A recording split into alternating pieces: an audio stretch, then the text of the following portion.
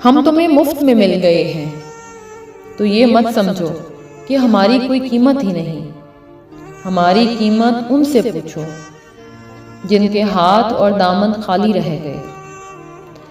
तर्स और मोहब्बत में बहुत फ़र्क होता है, और जब तक तुम्हें ये फ़र्क नज़र नहीं आएगा, हम भी तुम्हें नज़र नहीं आएंगे।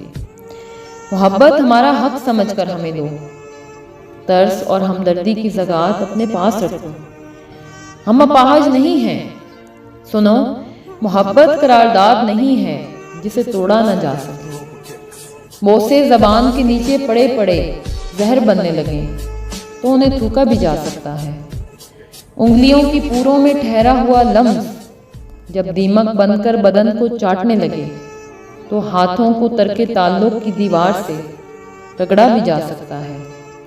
सुनो, कालर के फूल से दिल का कांटा बनने में सिर्फ एक लम्हा लगता है, और हम तो तुम्हें मुफ्त में मिल गए हैं, तो ये मत समझो कि हमारी कोई कीमत ही नहीं।